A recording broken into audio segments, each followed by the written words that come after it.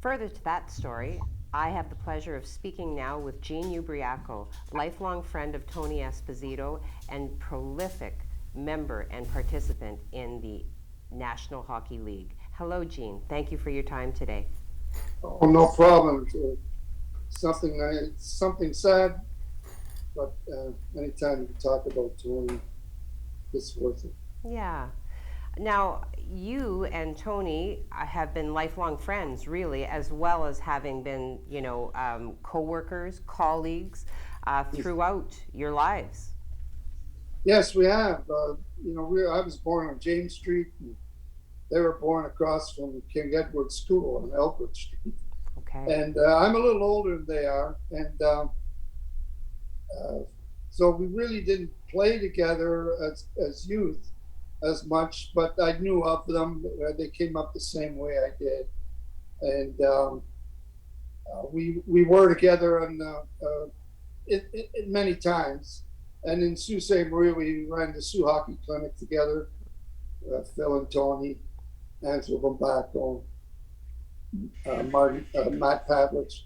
Mm-hmm. And so we were together a lot. Then as it went on, we ended up being even closer because I ended up playing for the Blackhawks my final season, and it was his rookie season actually, and it was the season he got 15 shutouts. Wow. Wow. So it was quite a thing. And Tony, I happened to look at YouTube today, and there was Legends of Hockey on there, and I had never really seen it, but it's worth a view if anyone's a fan to see Tony and Phil on this Legends of Hockey. It was very well done. It's on YouTube. Oh, wow. And so I watched it, and it really was good. I like when we played together. Tony was a very smart, innovative player. In fact, when he had that first year, because he knew me well and we had been to the hockey school together, things like that, I was the only guy that really he would stay out after practice, and I would shoot pucks at him.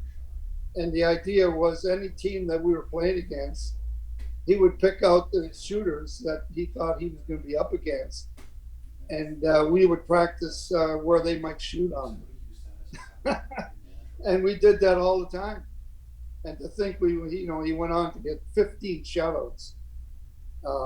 Like I said, he was very innovative.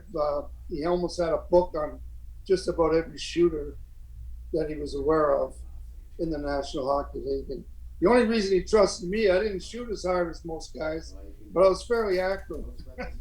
So I wouldn't hit him in the face mask. Yes. Well, and I did take a look at those face masks. I'm not really sure how much protection those offered.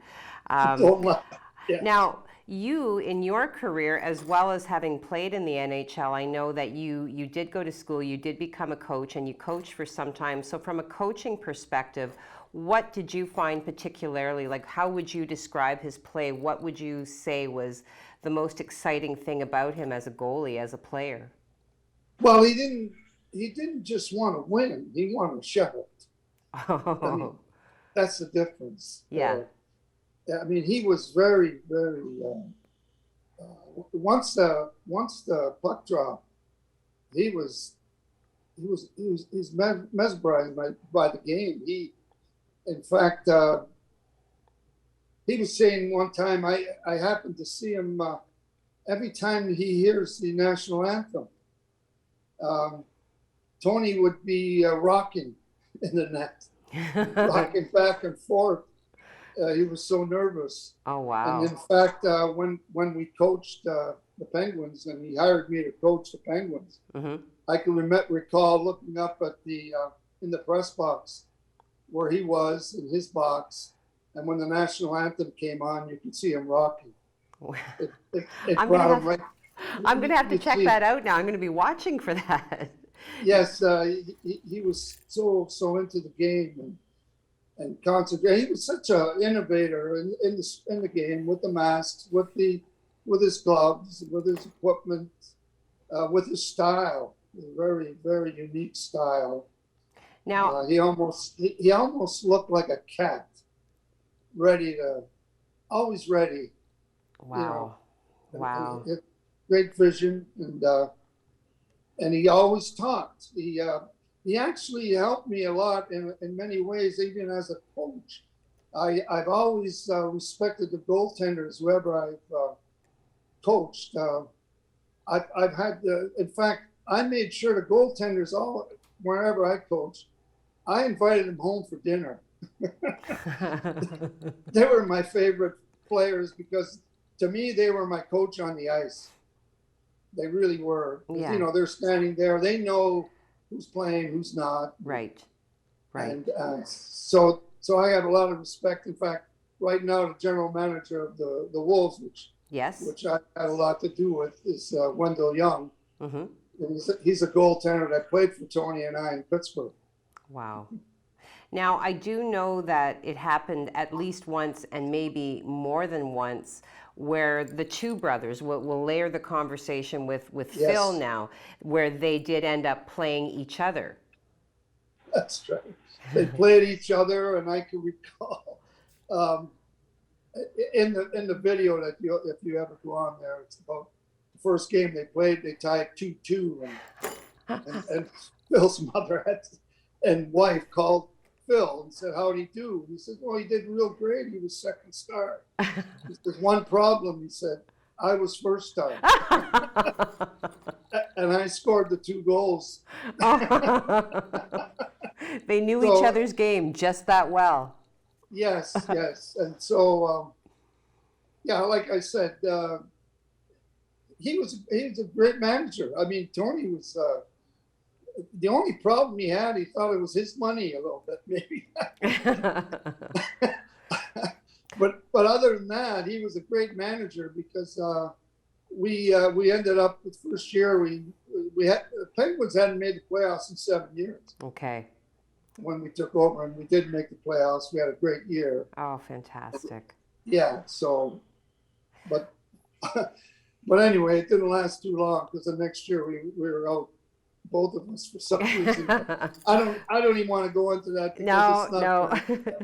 Well, you know what? In conclusion, I guess I would just want to know a little bit about the friend. Talk to me about your friendship. Well, I'll tell you how close it was. When I got the job, I gave him a letter, and I says, "You'll never have to fire me. Just hand me the letter." In the letter was, that I'd been relieved of my duties because I didn't want him to have to feel bad. Ah, well, I'm really grateful, Jean, for this opportunity to speak to you about Tony Esposito, the professional and the friend. And I want to thank you very much for your time today. Very good. I'll be home soon, so hopefully we'll get to see you. I'm going to come home after August 28th or so. I will make a point of it. Strike at the border. Well, then there's that, right? But that's a whole separate issue. But again, I'm very grateful for your time today, and I look forward to seeing you when you're home. Very good. Okay. Nice talking to you. You as well. Thank you.